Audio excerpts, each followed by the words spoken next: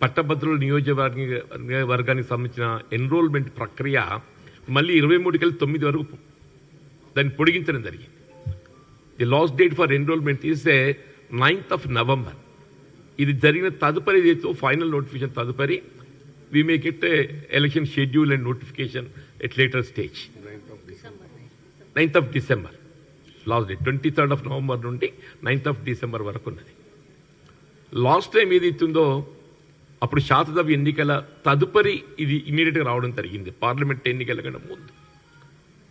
అప్పుడు ఏదైతుందో మిత్రులు షబ్బీర్ అలీ గారు కానీ మిత్రులు అందరూ కూడా ఆ ఎన్నికల్లో నేను అభ్యర్థిగా ఉంటే బాగుంటుంది అనేటువంటి ఒక అభిప్రాయాన్ని వ్యక్తం చేయటం, నాకున్నటువంటి ఒక ప్రజా సంబంధాలే కానీ out of my seniority with the party and with the people నేను ఐ ప్రిఫర్ టు కంటెస్ట్.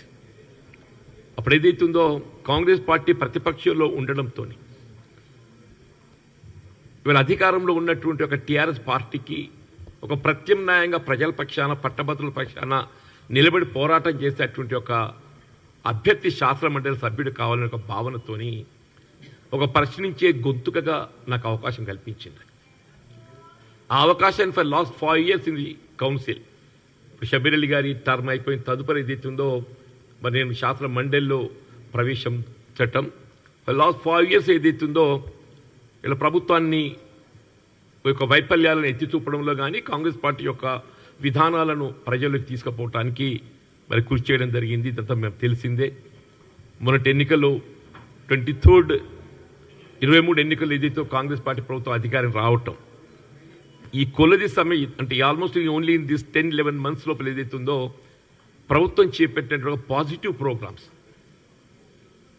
ఇవన్నీ ప్రజల్లోకి తీసుకెళ్లటం లోపల ఏదైతే కృతకృత్యులు అవుతున్నామో ఈ శాసన మండలి ఎన్నికల్లో దాన్ని ప్రొజెక్ట్ చేస్తూ, అంటే శాసన మండలి ఎన్నిక ఇది పట్టభద్రులకు సంబంధించి కాబట్టి mostly government employees and teachers and unemployed youth ఇందులో ఓటర్స్ ఇన్వాల్వ్ అయి ఉంటారు కాబట్టి అంటే మనకి 10 మాసాల కాలంలో మన రాష్ట్రంలో కాంగ్రెస్ ప్రభుత్వం ఏర్పడటంతోనే రేవంత్ రెడ్డి గారు ముఖ్యమంత్రిగా బాధ్యతలు చేపట్టిన తదుపరి 53,000 అంటే it's about 50,000 to 60,000 employment is recruited. ఈ 10 మాసాల కాలంలో దాదాపు 50,000 నుండి 60,000 వరకు ఏదైతుందో ఎంప్లాయ్మెంట్ రిక్రూట్మెంట్ చేయడం జరిగింది. Never in the history.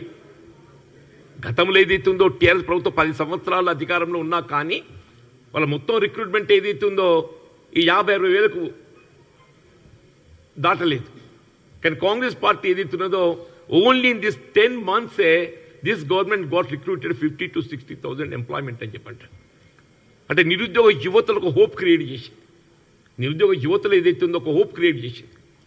ఎన్నికల వాగ్దానం అనేది కాకుండా ఏదైతుందో వీళ్ళ ప్రాక్టికల్ కూడా ఏదైతుందో నిరుద్యోగ యువతకు అండగా నిలబడే విధంగా ప్రభుత్వ రిక్రూట్మెంట్ ఒకవైపు, దాంతోపాటుగా ప్రైవేట్ సెక్టర్లో కూడా ఎంప్లాయ్మెంట్ కలిగింపచేయడానికి ఇలా విద్యకు సంబంధించే కానీ విద్యా నాణ్యత ప్రమాణాలు పెంపొందింపచేయటానికి కానీ skill university ATC ITI upgradation కానీ ఇవన్నీ కూడా ఏదైతుందో గవర్నమెంట్ ప్రోగ్రామ్స్ అన్నీ ప్రజల్లో పాజిటివ్ సంకేతాలు ఇస్తున్నాయి.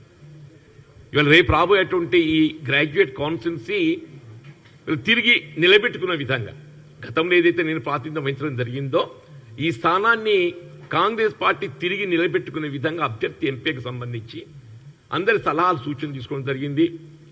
వాళ్ళ అభ్యర్థి ఎంపిక అనేది కూడా ఏదైతుందో సాధ్యమైతే తొందరలో in couple of days or maximum in week ఇవాళ పిసిసి ప్రెసిడెంట్ గారు అందరి అభిప్రాయాలు సేకరించి ఏఐసిసికి నివేదించి అభ్యర్థిత్వం కూడా మరి నిర్ణయం తీసుకుని ప్రకటన చేయడం జరుగుతుంది. And we are confident this election ఇది ఏదైతుందో పిసిసి ప్రెసిడెంట్ మహేష్ కుమార్ గౌడ్ గారు బాధ్యత చేపట్టిన తదుపరి ముఖ్యంగా పట్టభద్రులకు సంబంధించిన నియోజకవర్గం శాసన మండలి కాబట్టి గతంలో కాంగ్రెస్ పార్టీ ప్రాతినిధ్యం వహించింది కాబట్టి దీన్ని నిలబెట్టుకోవడం ఏదైతుందో కాంగ్రెస్ పార్టీకి అత్యంత ప్రాధాన్యత సంతరించుకుందని చెప్పంటారు. అది నిలబెట్టుకోవడానికి కొరకు అందరం కూడా సమిష్టిగా కృషి చేయడం జరుగుతుంది. దానికి సంబంధించి వల్ల ఈ సమావేశం నిర్వహించుకోవడం జరిగింది. అందరూ కూడా సలహా సూచన ఇవ్వడం జరిగింది. దీపాదాస్ మున్షి గారు ఏదైతుందో ముఖ్య అతిథిగా వారు పాల్గొని అందరి అభిప్రాయ సేకరణతో పాటుగా అభ్యర్థిత్వ నిర్ణయం కూడా త్వరలో తీసుకోవడం జరుగుతుంది.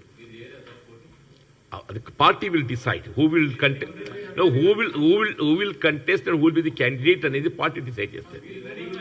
ఐఎమ్ సారీ, నా సీట్ అనేది కాదమ్మా, నా సీట్ అయినా అన్న పార్టీ నిర్ణయించింది. నా సీటు నేను నిర్ణయించుకోలేదు, నా సీటు పార్టీ నిర్ణయించింది. ఇవాళ కూడా ఎవరు అభ్యర్థి అనేది ఇదితో పార్టీ నిర్ణయిస్తుంది. కాంగ్రెస్ పార్టీకి ఒక సాంప్రదాయం ఉన్నది, ఎవరికి వారు అభ్యర్థులు ప్రకటించుకోవడం కాదు. ఎవరికి వారు అభ్యర్థులు ప్రకటించుకోవడం కాదు. కాంగ్రెస్ పార్టీకి ఒక సాంప్రదాయం ఉన్నది.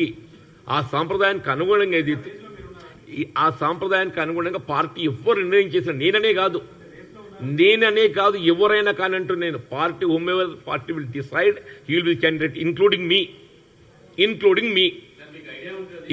మీ నాకు ఎట్లా ఐడియా ఉంటుంది?